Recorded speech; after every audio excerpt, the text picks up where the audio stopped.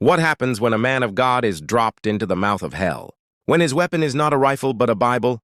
Pause. For the soldiers of the 101st Airborne, shivering in the dark pre-dawn hours of June 6, 1944, the answer would come from an unlikely source. This is the story of a chaplain who broke the most sacred rule of the battlefield. Not through an act of violence, but through an act of ultimate sacrifice that would blur the line between faith and warfare forever. Pause. This is the story of Father Francis Sampson. By the spring of 1944, First Lieutenant Francis L. Sampson was no ordinary chaplain. A Catholic priest from Cherokee, Iowa, he had voluntarily joined the most elite fighting force the U.S. Army possessed, the 501st Parachute Infantry Regiment, part of the legendary 101st Airborne Division. To his men, he was simply Father Sampson, the parachuting padre, who had earned his jump wings just like them. He endured the same brutal marches, the same rigorous training, and the same fear of the unknown. The Geneva Convention was clear. Chaplains were non-combatants. They were forbidden from carrying weapons. Their mission was spiritual, not tactical. They were there to offer last rites, hear confessions, and provide a sliver of humanity in an inhuman environment. But little did they know, on the night of the invasion, Father Sampson would be forced to confront a dilemma that no textbook could cover. His unit, the 501st, was tasked with landing by glider and parachute behind Utah Beach. Their objective: secure causeways leading from the beach and capture the key crossroads, city of Carentan. In the zero dark of the Normandy night, things went catastrophically wrong. Clouds, German anti-aircraft fire, and evasive piloting scattered the 501st across the Cotentin Peninsula. Pause. Father Sampson's C-47 was hit. He jumped into chaos, but he didn't land on solid ground. He landed in the Douve River, a wide, marshy area intentionally, flooded by the Germans to turn the landscape into a killing field, burdened by his heavy backpack, which contained his mass kit, his portable altar, his vestments, the tools of his sacred duty. He began to sink. The cold water shocked his system. For 3 terrifying minutes, he fought the current and the weight, diving repeatedly to the bottom, desperately trying to retrieve his kit. He couldn't bear the thought of losing it. He finally surfaced, gasping, and made his way to the bank, soaking wet, alone, and behind enemy lines.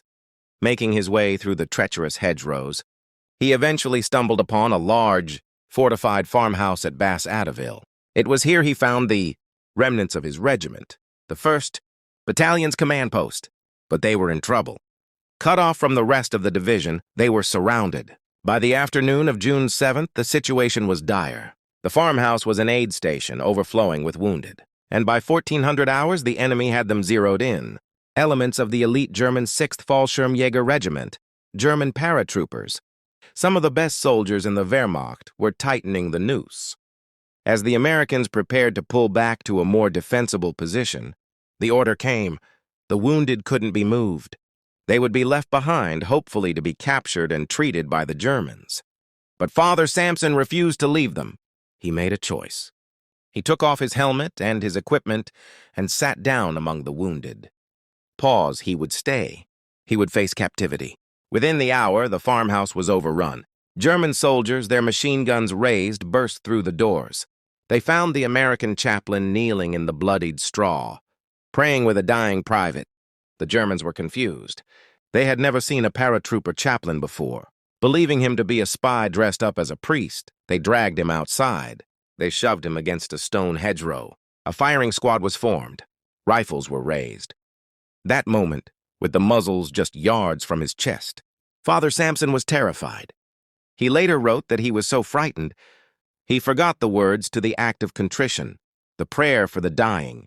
Instead, he kept repeating the Catholic blessing he said before meals. Then, what happened next would become legendary.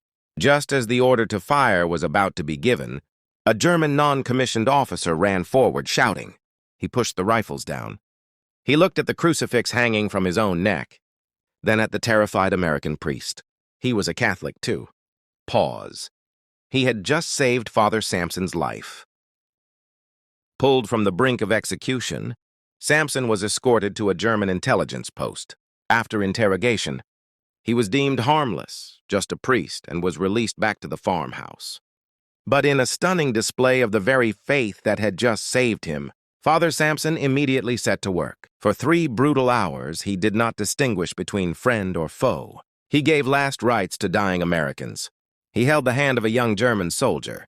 Listening to his confession in broken Latin, he carried water to the parched lips of his enemies. As the German line shifted, the 501st counterattacked. They retook the farmhouse. They found their chaplain, exhausted and covered in blood, still ministering to the wounded, both American and German. He had not fired a single shot. He had carried no weapon except the word of God. But the war was not finished with Father Sampson. His story of courage spread. General Dwight D. Eisenhower was so moved by his actions and his bravery that he personally recommended him for the Medal of Honor. However, the Army Chief of Staff, General George C. Marshall, felt it was inappropriate to award the nation's highest honor for valor to a non-combatant. Instead, Sampson received the Distinguished Service Cross, the second highest award for heroism. He would jump into Holland during Operation Market Garden, and later, during the frozen hell of the Battle of the Bulge, he was captured again. This time, he spent 6 months in a German prisoner of war camp near Berlin, Stalag II-A. There, he insisted on staying with the enlisted men, risking Allied bombing runs to tend to the wounded and dying, earning a Bronze Star for his work in the camp. He emerged from the war not just as a priest, but as a warrior of the spirit. He eventually rose to the rank of Major General, becoming the Chief of Chaplains of the United States Army. Father Francis Sampson proved that you don't need a gun to be the bravest man on the battlefield. He was one of many. Men like the 4 chaplains on the USS Dorchester, who gave their life jackets and went down with the ship with their arms linked in prayer. Men like Lieutenant Commander Joseph O'Callaghan, who manned a hose and led fire crews on the deck of the burning USS Franklin, becoming the only chaplain to receive the Medal of Honor in the war. The weapon Father Sampson carried wasn't made of steel, but of faith. And in the darkest hours of the 20th century, it proved to be the most powerful weapon of all.